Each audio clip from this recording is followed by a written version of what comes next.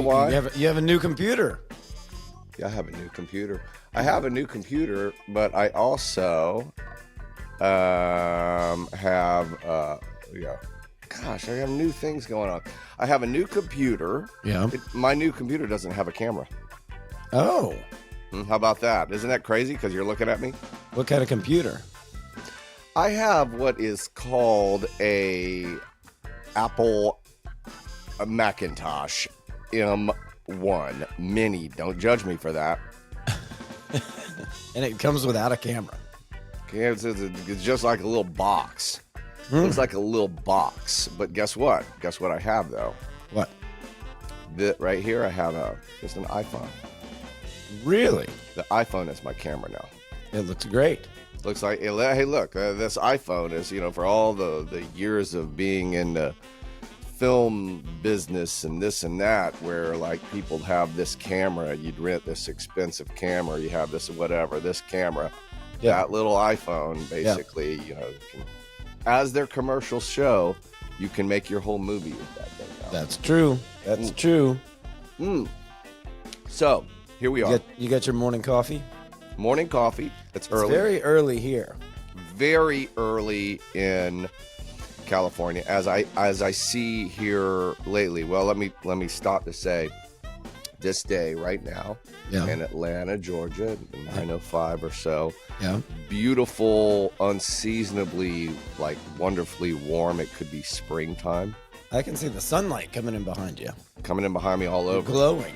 You're glowing. Beautiful. I mean, you might as well think that I have like Topo Chico's lighting my entire studio room in here. There might be one behind that window that's just like giving light and joy to the world. Could be.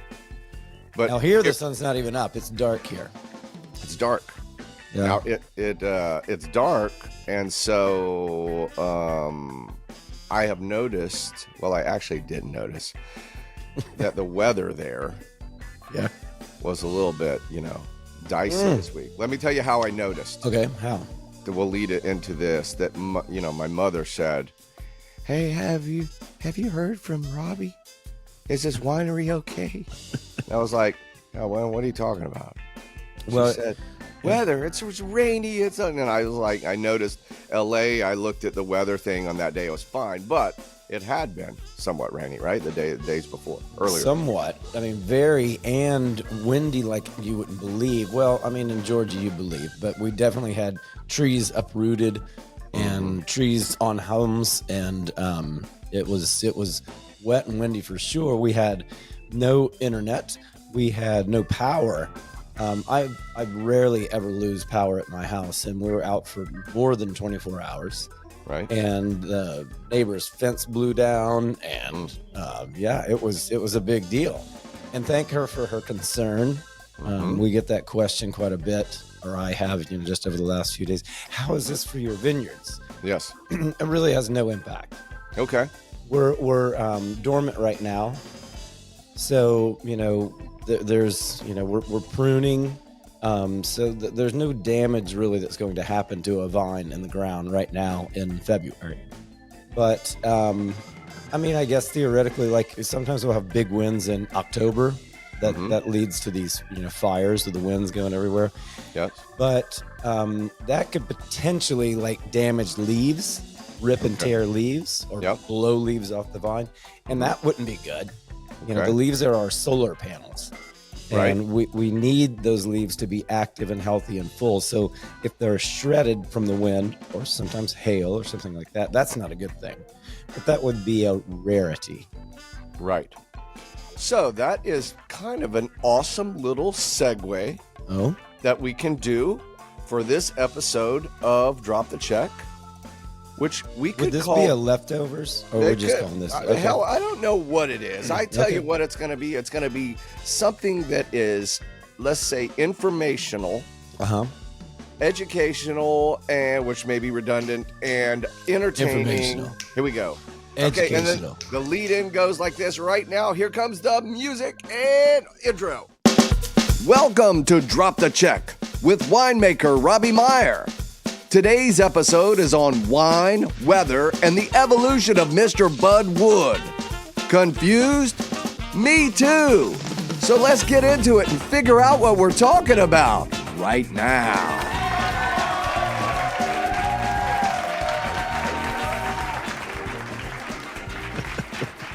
Okay, hey, we're back.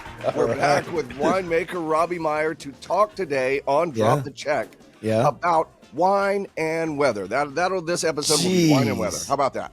That's a big topic. It is big. Okay, so here we're talking about it's rainy. You mentioned wind. You mentioned, let's talk about all the things. We can't talk about, just weather at large without first understanding what we call the growing season or just the viticultural season, So if you got to start somewhere, let's start in January, February, beginning of year, right? Perfect. So we harvested last fall. We all had a happy holiday season, and the vines for the most part just kind of sat there. Okay, right. But we might do some winter prep. But anyway, let's start in January, February, and that's when we're going to start getting to pruning.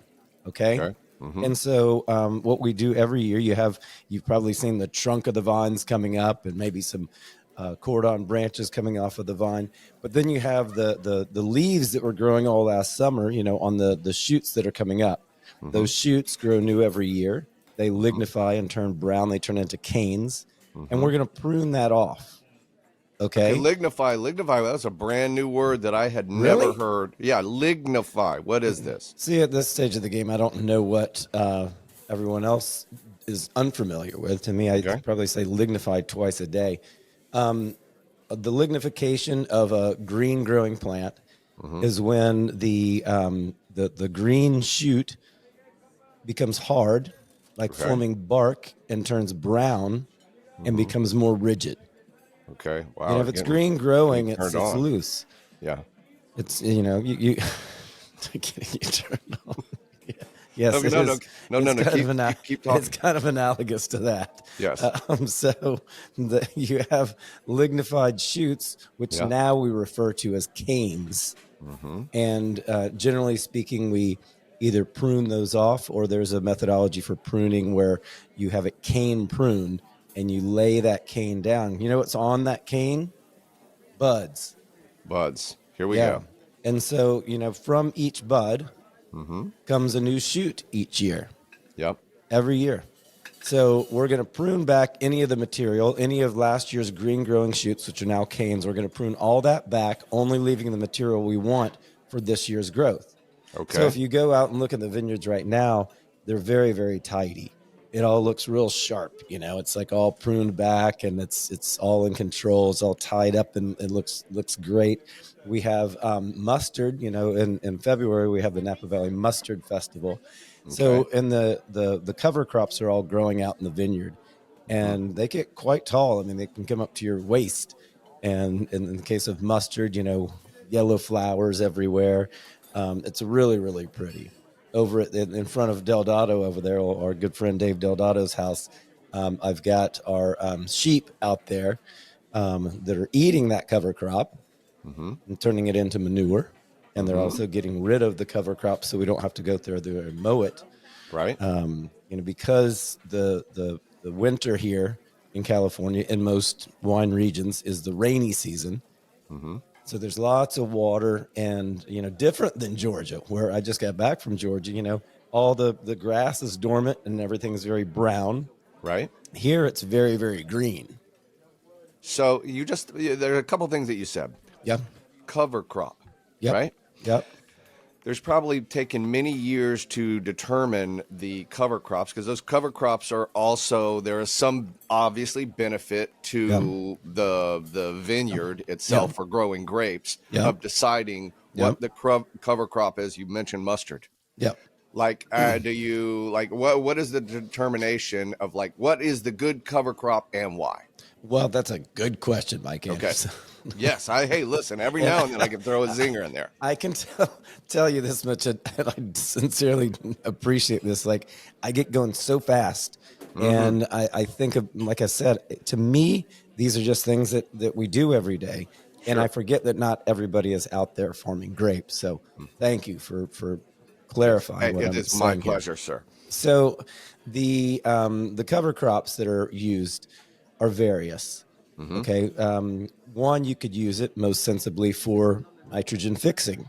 You Okay. can get organic matter back into the soil. That's important to have. We don't want it to be a desert where it's completely devoid of microbiological activity and nutrition and all of that. So you could plant mustard, you could plant legumes, Okay. you could plant, all sorts of number of things to get organic matter back into the soil. So you let it grow all winter long, and then at some point you may mow it and you just leave that material on the ground, let it decompose.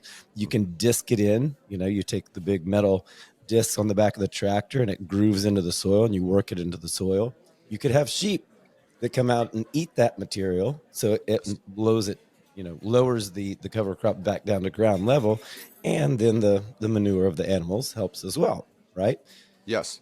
Here's a question on that. Yeah. I'm Okay. thinking about where you're going with cover Okay. crop, Okay. because cover crop, with regard to you, Hmm. fantastic winemaker Robbie Meyer, that you are there. Your primary goal is growing grapes to That's make right. wine. That's right. So your cover crop is exactly as it's stated there. It's a crop. It's just essentially, well, let's call it the servant to the grape is its That's right. primary intention. But Yeah.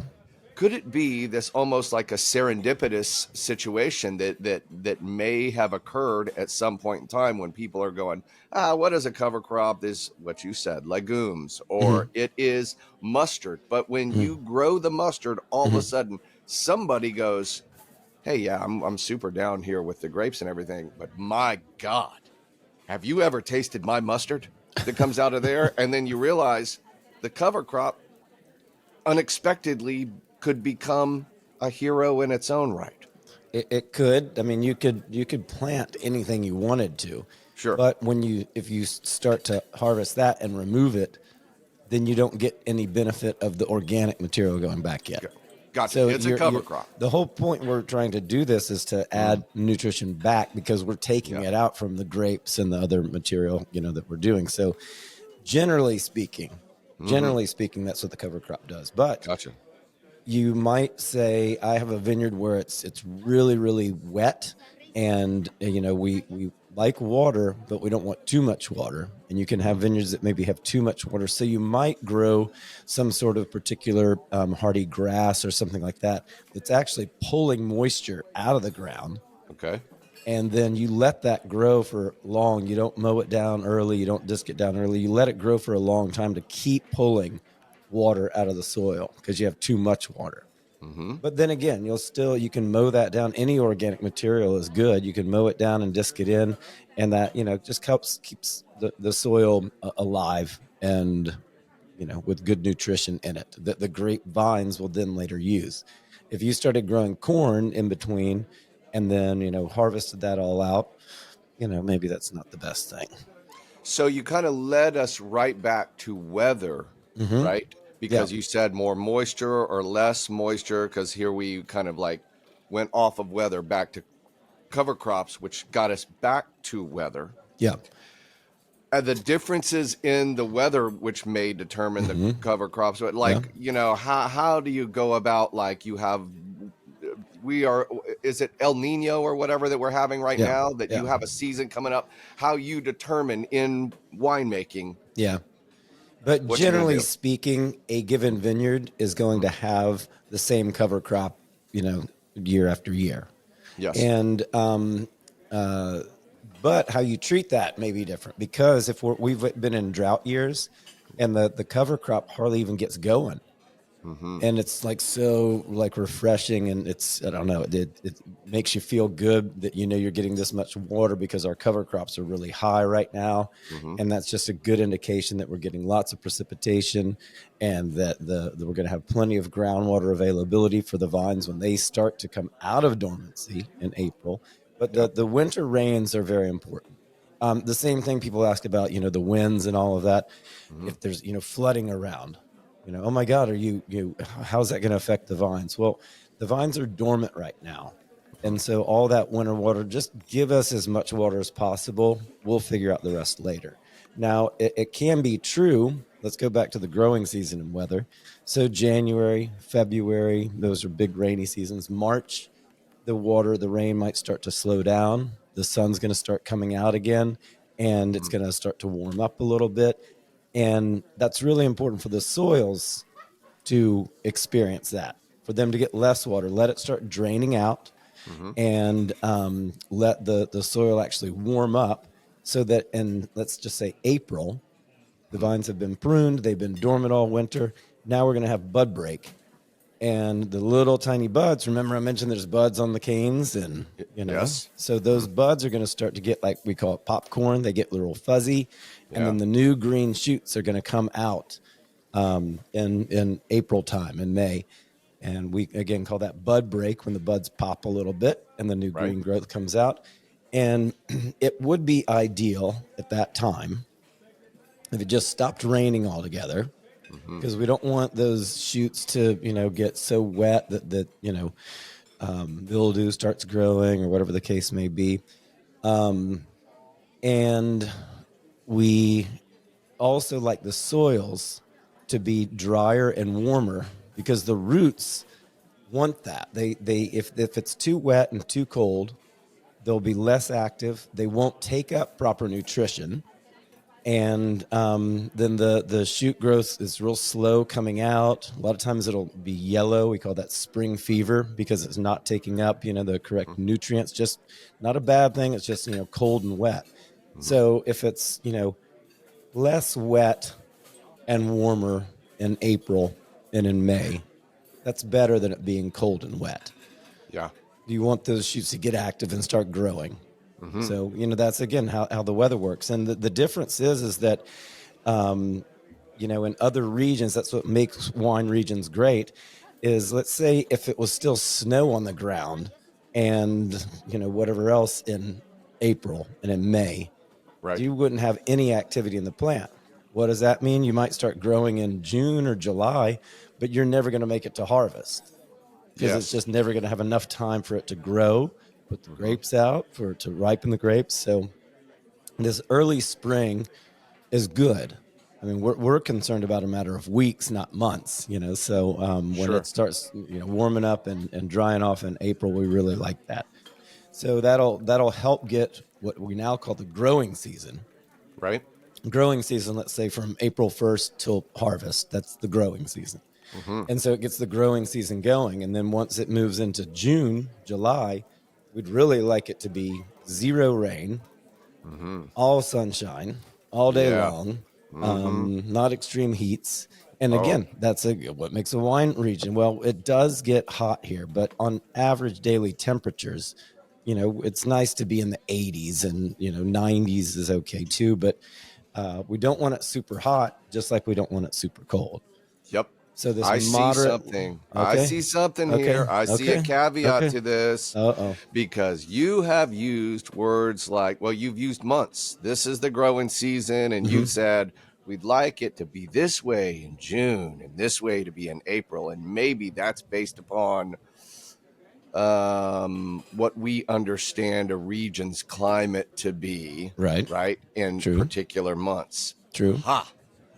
Here comes the caveat.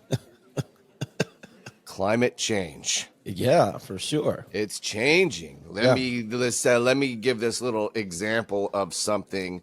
My family, we have gone to northern Yorkshire, England, Yeah. right? Because my previous father-in-law, he'd worked there, and their weather, dismal, cold, rainy, or whatever. We're talking about 20 years ago, 30 years ago. Slowly, well, maybe more rapidly now, over the last so many years, you go there in summertime and it seems like it's Northern California weather now. Yeah. Uh-huh. Not so dreary. The climate, is that just over these so many years? No, but we scientifically, we can track that it's changing somewhat, right? Oh, wow. Yeah. This place was dismal and, oh my God, you don't want to go there. Where do you want to go in there in the summer and freeze your ass off with it? No, it's kind of nice now. Okay, that's happening all over the place. Yes. Here, what we have. So the effect of that perhaps changing your regional climate, what you say this Mm-hmm. is April, that's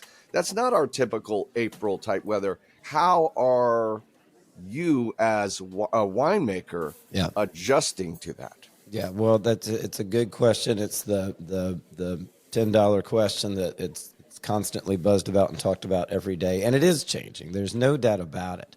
A simple one: if you looked at the average harvest date over the last 50 years, it's getting earlier and earlier. Mm-hmm. Why is it getting earlier? Because usually in the springtime it starts out drier and Yeah. warmer. The Mm-hmm. middle of the growing season is hotter, and everything just ripens more quickly. That's Mm-hmm. a blanket statement. 2023 was a later harvest, and so and that's why when people say things like, "Well, it's cold outside. How about that climate change now?" Yeah. And Yeah. it's like Right. you don't do it that way, right? Exactly. It's Yeah. over the course of, map it over 10 years or whatever. Yeah. And there's no question that that climate is changing in our area around the world. But yeah, you just work with it because let's say on average too, like I said, we've had drought conditions, and over the last 100 years, of course, you have drought conditions from time to time. But Mm-hmm. we then get better at managing that. Let's go back to cover crop. Okay. I might go, it's pretty dry, and I want, we're not going to get any more rain, and so I don't want that cover crop pulling any moisture out of the soil. Let's Mm-hmm. go ahead and disc that in. Okay. And especially like during the year, if you have, cover crop, you might have mowed it in a wet year, it might keep coming back. You might have to mow like 4 times over the summer. Mm-hmm. But if it's like I can see it's going to be a dry year, I might go ahead and disc that in and make sure we're not having more growth to compete with the vines. It's water management. Mm-hmm. We've constantly done things to conserve water, like drip irrigation, Okay. as opposed to like farming corn, and you might do flood irrigation. We use as minimal amount of water as possible. So we're managing water. When it comes to the heat and temperatures, Mm-hmm. you might do different things with what we call canopy management. When those shoots are growing up and you have the Yeah. big leaves out there, do you leave more leaves out there for protection so your fruit doesn't get too hot and burn up or whatever? So there's all different factors that we have to deal with, and it is very, very real. But I don't know. People talk about, well, in 10 years, Oregon's going to be Northern California. Yes. Okay. You know, That's a good one. yeah, That's a but good one. Because I'm let's not say this. willing to go there yet. Okay. Okay. Because let's just say if the reason that Northern California wine region is the best, Mm-hmm. right? If we Mm-hmm. could say arguably the best, Sure. one of the best Someone regions. would argue that. Yeah. Mm-hmm. Okay, of Yep. course. And it's because of several factors. It may be soil, obviously climate, as we're Mm-hmm. talking about right now, of Right. this being very important. If the climate changes, this is what you just said, Mm-hmm. Oregon maybe become that. That's an argument that people are saying.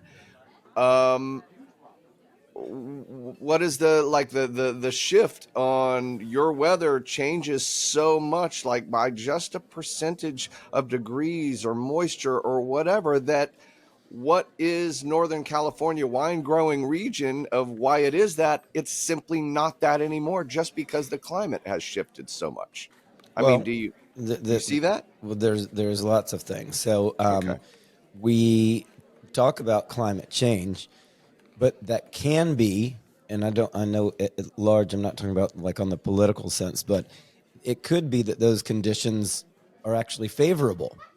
Okay. You know, Yeah. it depends. I mean, it's still to be seen. I find it interesting that right now we talked about the rain that's coming in. We've seen the last, I don't know, 5 to 10 years, a couple times now, quite a few times, we've had the Pineapple Express, which is, Okay. a big water flow It's a that great comes. great movie. That's It's a what it great is. movie. Okay. It's a Yes. great movie, Yeah. but it's coming. It's a wind and water that's coming over from Hawaii, and Okay. it will hit, like the Bay Area. It'll hit LA. It'll hit, up in Seattle and areas like that. But when it comes, I mean, it's literally a river of water in the air that's coming and dumping on us. And it Yes. seems like that has been more frequent and more intense over the last couple of years. And, maybe that's a part of the, ocean temperature, climate change conditions. And we actually may be getting, decent some amount of water over the course of a 10-year period that could be okay for our farming conditions. We have had the drought conditions, but maybe there's this mitigating effect between, Pineapple Express years and El Nino years and the other years. And we'll just learn how to conserve water from time to time. It's like the simplest thing in all of California. We just need more reservoirs. It's you can hold that water, you can keep it to some extent. But anyway, the water itself, right? That's one element of farming. Okay. You said the key word. What about soil? I mean that's huge. What about terrain and aspect and orientation? Those conditions are very important too. Even the simple infrastructure that's here to support that is very real. So yeah, it's our job as grape growers to mitigate all the effects that in any circumstance, climate change or a drought year or a wet year, it's our job as farmers to mitigate those conditions to provide the best situation for our grapes to grow. Again, you have water, you have sunshine, you have cold. These are climate conditions, and we can do farming practices that will help bring us to where we need to be. But you're really not changing the soil. You're not changing the proximity to a river or ocean. It's not that all of a sudden Arizona is going to be a great place to grow grapes. You can grow grapes there. I'm not criticizing grape growing in Arizona. You just get my point. You're not going to move the Pacific Ocean. That's a big impact on our wine That's a region. hell of a job to try to do that. Yeah, it's a big project. So yeah, that's the thing. It's not just one factor. So I'd try to keep it on the positive tip and say, good for Oregon if they're going to get better weather. I mean, I've always said that I have such respect for those guys up there growing in these conditions that they get a lot of water. Too much water is not a good thing, or water at the wrong time, rain at the wrong time is not a good thing. So, I think that we'll do just fine in our wine regions. And, I don't know, maybe in it does change to such a dramatic level over time that it won't be good. But I don't know if you've looked at me lately, but I'm 53 years old. And I think by the time that happens, I'll be on the wrong side of the grass. But, Woo! Good looking guy for 53. Okay, you know what I feel though here right now? You keep talking about water, and so this seems like a really good time for us to take a break so I can go pop my favorite beverage. You see it right there? There it is. Let's take a break. We'll be back in a minute. Hey friends, Mike Anderson here for Drop the Check. Have you ever had the perfect bubble? I mean, what is the perfect bubble? Is it that one that you got from stuffing 6 wads of gum in your mouth next to the baseball field?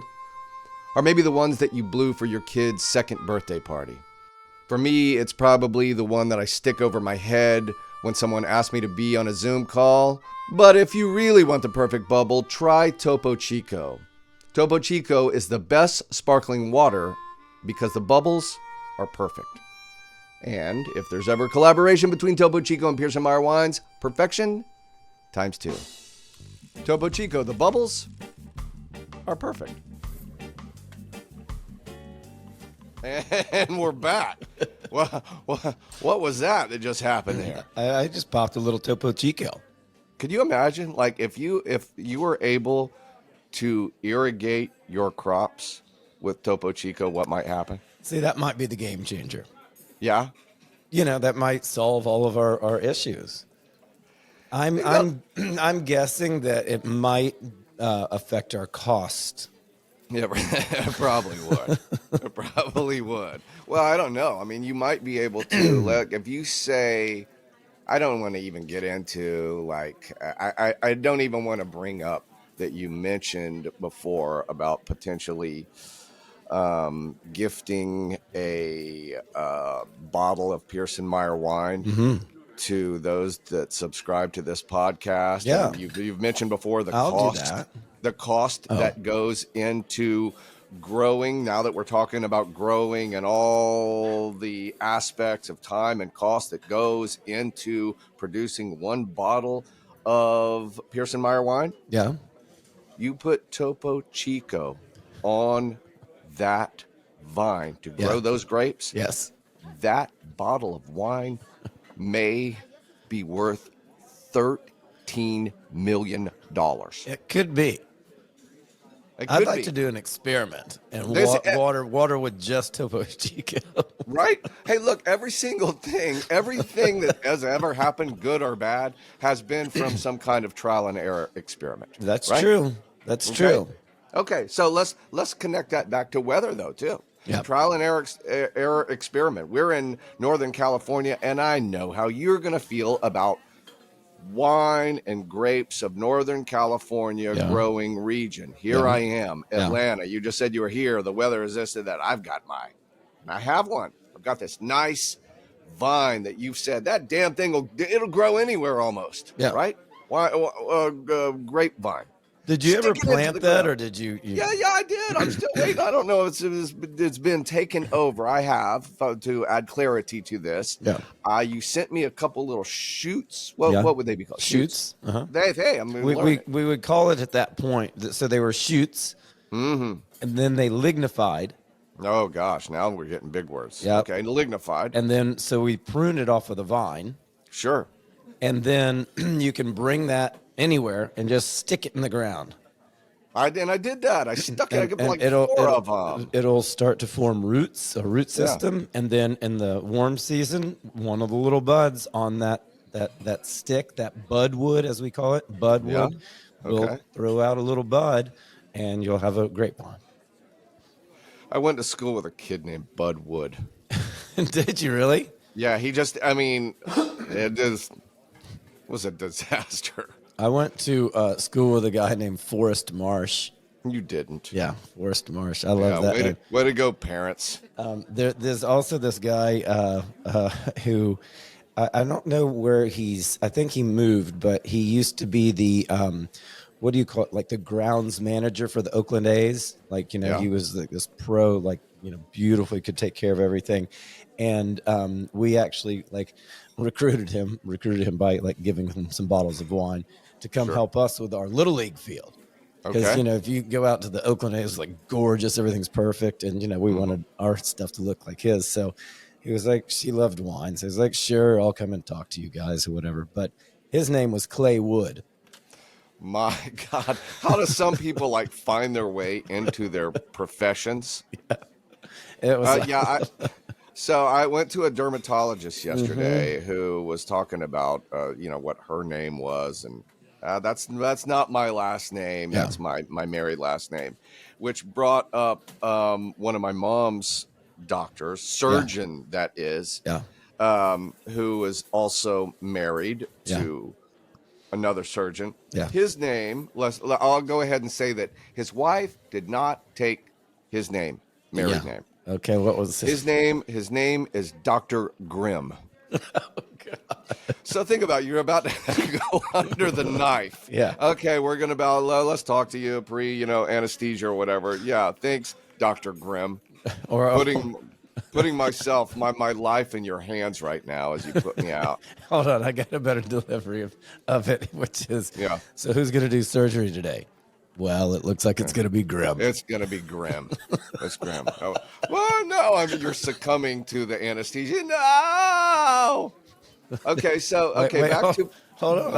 I got my favorite doctor name. There was an OBGYN in Hilton Head, South Carolina, and he was Dr. Dickensheets. No, it wasn't. It was Dr. Dickensheets. And I promise you look in, well, there's no such thing as a phone book anymore. Yeah. But I understand that his son is in practice in Atlanta, and it's Dr. Dickensheets.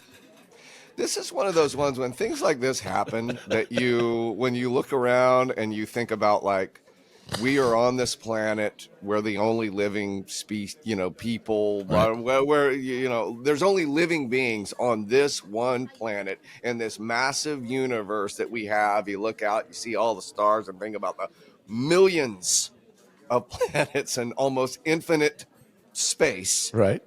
That you realize that how can this be real? Nothing seems real. When you hear about Dr. Dickensheets, you go, it's not, man. We're just we're in some kid's Minecraft game and some alien, whatever, parallel universe. Okay. I got my my grapevine. Yeah. Like you said. Yeah. See, it just goes to show that I can't do shit about this. Or maybe it's my growing region. I went, as you told me, Yeah. I took my 4 little sticks, they look like. Yeah. People out there, this is what these wonderful wine growing grape things start as. They just look like sticks. That's right. I cut it off. I cut it at the little angle that you said, so it looks like a little spear. I jammed it into the ground. Yeah. I think they're probably still out there just jammed into the ground. They need to have a special Georgia soil or whatever. Or that you can make it better or worse, but they still, generally speaking, can come out like that. You could actually just take the whole stick and put it in the ground. And sometimes what we'll do is we'll put budwood like that, in the ground in looser soil. So it's protected from cold or whatever like that. But then when you can pull it out in the springtime or whatever, and you'll see that the roots are forming, and then you can kind of replant it properly, sticking up. But, and again, that's not the way that we really start a vineyard these days, but it can be done. And it should go out and find them. You just said what I'm going to do. What I'm going to do for everyone, and I will take a photo of this because I did post them out there, and maybe I've forgotten about them. And sometimes maybe that's the best gardening that you forgot about it. Completely. Right? Yeah. I'm going to go. What time of the year was that you gave me those? Well, my guess it was in the winter time or springtime. So right now, if you walked out into the vineyard, there would be budwood on the ground that we just finished pruning. Yep. And you can just pick that up and stick it in the ground, and you can grow a new plant. Yeah. Okay, well, we're going to check that out. So, because I am in Georgia, you are in California. We've talked several times about wine growing region. Here it is. Yeah. Now that I have my sticks in the ground, I go, this guy out there, because I've been on this podcast for a little bit, I know a thing or two. Yeah. I've even said that, I've learned some things here. I know what it is, what it takes, and these are such durable weeds. Vines. They're weeds. Yeah. They're weeds. Yeah, they're weeds. Guess what I'm going to do? What? Guess what I'm going to do, funny guy? I'm going to grow my own grapes now, and I'm going to start my own Eastern version of Pearson Meyer / Topo Chico wine. I'm going to do it, and I thought you were going to throw Anderson in there. No. I'm just going to be covert how I do this, because I don't want you to find out who's this guy that's selling all this fucking awesome wine out there in the East Coast, right? It's going to be me. Okay. Would it be possible? Nope. Would it be possible? You can't. Oh, okay. Here we know. We're back to weather. We're back to either soil. I love Atlanta. Why wouldn't I just go there and take my whole operation there? Thank you. Yeah. So the conditions are just not even close, right? Okay. And doesn't make one bad or worse. But don't you remember Dave gave us the lecture on tomatoes? There it is. Tomatoes. So it's the same thing. It's like it's just the humidity level in Georgia. I don't think that it gets. They grow grapes in North Georgia. It's not like you can't do it. It's just the conditions are not favorable. And once they become less than favorable, it just makes it more and more difficult to farm, to do you're trying to do so many different things. If you're constantly battling mildew in Georgia, it's just, you're going to run into problems, and you're not going to, essentially what you're not going to get is you're not going to get great berry development, which means you don't have the same level of flavor development. You may not get to the level of ripeness that you want to get to. Okay. And then again, if it was just as simple as soil, it's like that Georgia clay. It may be good for some things, but grapevine roots especially don't like heavy clay. Yeah. I mean, I've never even seen like that Georgia red clay out here. We have other types of clay soils, but that's going to be a huge problem. I got you though. I'm gonna get you. I'm gonna get you right now on that one because Farmer Mike says, "Yeah, really? You can't grow nothing? How about my peaches? Huh? Yeah. How about my soybeans? Well, yeah, soybeans are great. I mean, they'll grow almost anywhere, but So will that damn stick you said I put out in my backyard too, there, bud." that's true too. But the peach conditions, I can't speak to what their absolute needs are. Yeah. But I can tell you one of their things is that, and I'm not super familiar in that, so no one say Robbie doesn't know what the hell he's talking about, because I don't. But apples, pears, peaches, a lot of those fruits, they actually require a certain amount of cold days, or like we call them degree days, but they want it on the cold side in order for their fruit crop and everything to develop properly. So it may be that it never gets that deep level of cold out here, which it does. I mean, we have great, apple orchards out here over in Sonoma, especially. But, those conditions may be favorable. On the corner, you've driven right by it, on the corner of the Silverado Trail and Deer Park Road in St. Helena, there's an amazing peach orchard there. Okay.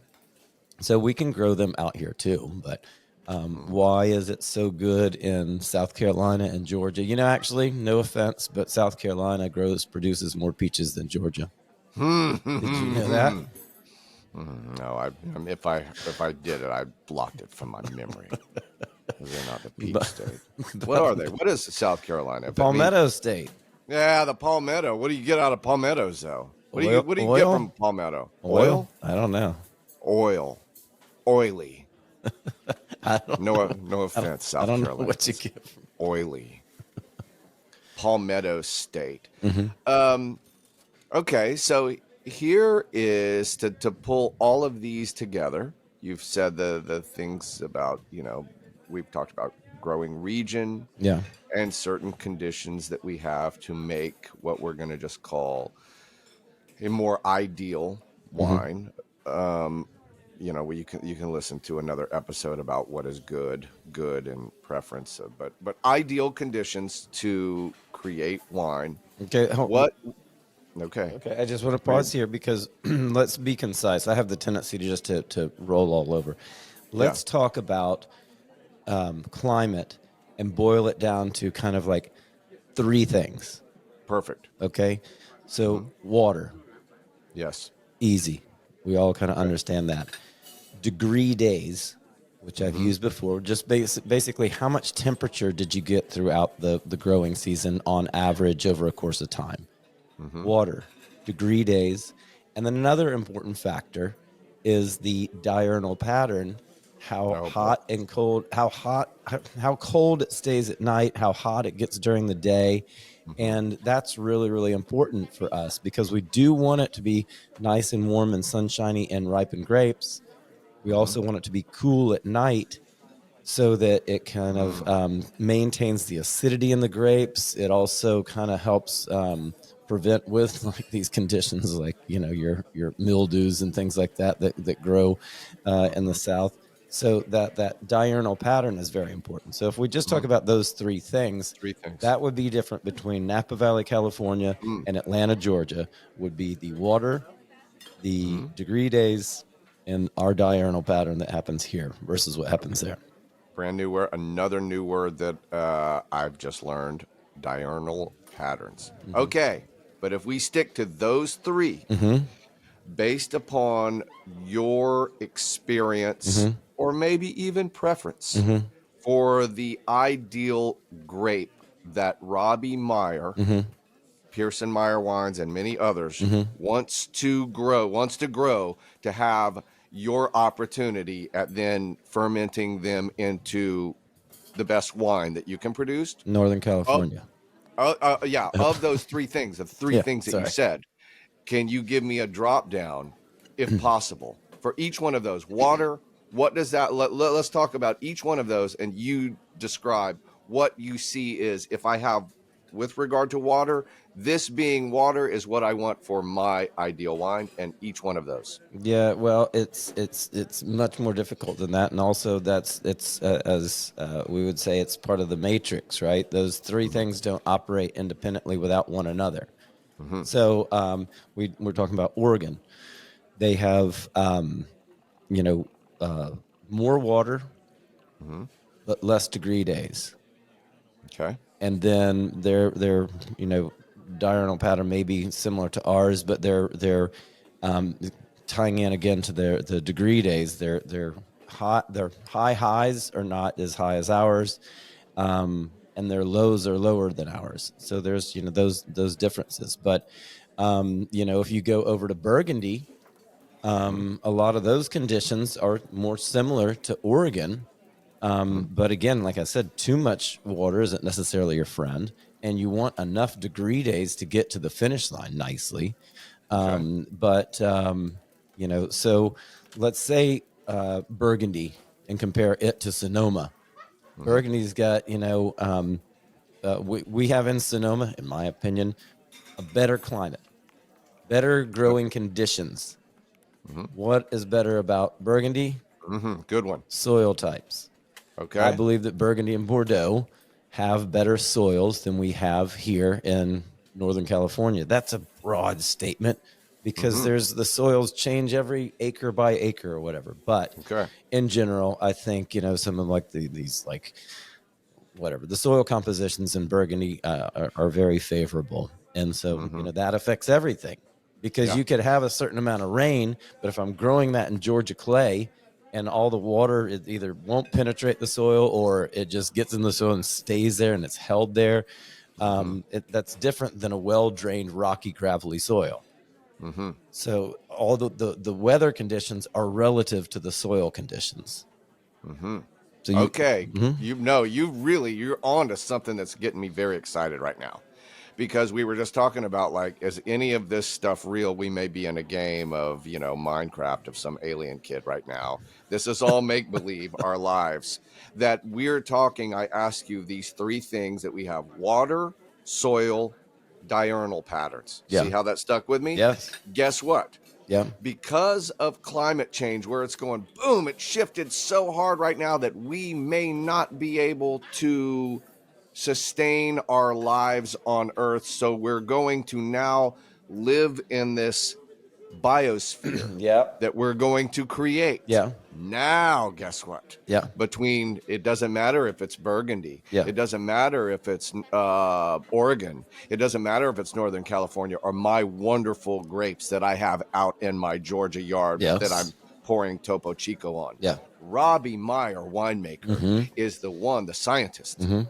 that is put in charge in this biosphere that we're going to live in. Mhm. You get to determine these factors. Yeah. Okay. Well, Ultimate control. even beyond that, this is a question that happens all the time. So, I do believe in this biosphere. You could create a nearly ideal, perfect climate. Mm-hmm. You could give it. You can grow them hydroponically. And Okay. that would be fine too. But we would have to have a whole podcast series just on soil. So that's a big ball of wax to jump into, but that's what's different. And people, like Okay. said, aside from the biosphere, people always say, well, okay, Robbie, you just said that Bordeaux and Burgundy has wonderful soils. Mm-hmm. What is the composition of the soils? Oh, well, it's, this amount of, whatever cobble and blah, blah, blah. I can tell you about that soil type. Great. Let's just go and get all those components and we'll just dig a hole and we'll create that same soil here. Mm-hmm. And it's impossible to do. You Why? can amend. Why is that? Why is that? If it's a compound, if it's like a scientific right? A breakdown of these things that like element. You're essentially now like what do you call that? Like a chemist, Yeah. if you will, right? Yeah. You're cooking up a soil. You There know you the have it. ingredients, just put them together. Yes. Yeah. Well, it just doesn't work that way. You know, these things were not formed in a kitchen. They were formed over geological time. I mean, billions of years, how these things were formed. And also, they're very deep. What I find it fascinating is even like at my yard at the old house, I probably brought in on 2 acres of land, you know, whatever, 80 tons of organic material Okay. and put it, you know, on the around the yard and the orchard and everything like that. You know, 1 year later, where did that 80 tons go? You know, it just went right into the soil and it goes away, and it's just it changes. And then, you know, if I didn't do that for a couple of years, I'd dig a hole in the ground and it would look like the same shitty soil that there was before I added in all the compost, you know. So Yes. it has its way of returning to its natural state. Right. You know, I'm sure that you could do some interesting things with creating that exact soil that's in another part of the world. Then the next question would be, how much does that cost? There If you I had have $1 it. billion to do it, yeah, sure. I bet I could come close, or we could come up with something, and me and a team of scientists would could do it. But it's the impracticality of it is just not real. Yeah. It makes me think about when people say, when you're drinking a glass of water, you're drinking dinosaur pee because all the water Yeah. that's ever been here is here, right? Yeah. So, you know, are you drinking my pee? To some degree, somebody will at some point in time. The hydrogen and the oxygen have been in the universe, but I don't know that I would agree that like this droplet of water in my Topo Chico has been here since the Big Bang. Yeah, that was something to think about. If Topo Chico could be dinosaur pee. I don't even That's see that's crass. That's insulting to the Topo Chico. hey, listen, it might be a pretty fantastic dinosaur. How about that even sounds more morbid. I was going to say dinosaur tears, but that's Oh, a little depressing. well, I'll say this. This is very fascinating, which I think that we can revisit We have this to. on many, many occasions, but for a short little lesson today for our listeners and or viewers that watch this, it is informational, and it makes me not only want to go outside, pull up those little sticks, vines, if you will, Yeah. and see how they're doing. Yeah. But it also makes me want to savor my Pearson Meyer wine and think about all of the things that went into that happening. You know, you can do that and you can think about it, enjoy it, and guess what? Whether it's that. You don't have to do any of the work, all that exhausting, and you don't have to memorize all that information. That's why we deliver it for you, so you can sit down on your porch, enjoy a glass of Pearson Meyer Chard or Pinot or Cat, whatever you prefer, Yep. and you can contemplate like, boy, I bet that took a lot of. I wonder how many degree days they got in this 2019 vintage. You know, you can contemplate those things, but you can just enjoy the wine. You don't have to do all the labor and the farming that we have to do. You know what? I might even do that today because it's February and it feels like a beautiful spring day. And I'm going to do that. And I'm going to think about all of these things that I learned here today with you. Yeah. And what a wonderful day it is to be alive. And I want to say, oh, well, you can do this in post. That felt like that needed some special music playing in the background. It did. It was wonderful. Okay, so we learned something awesome today. Yeah. And let's go have a great day. Let's go. Hey, Yeah. Someone's coming to drop the check. Let's do it. Drop the check. Hey, friends. Thanks for joining us today on Drop the Check. I hope you enjoyed this episode and maybe even learned a little something. I know I did.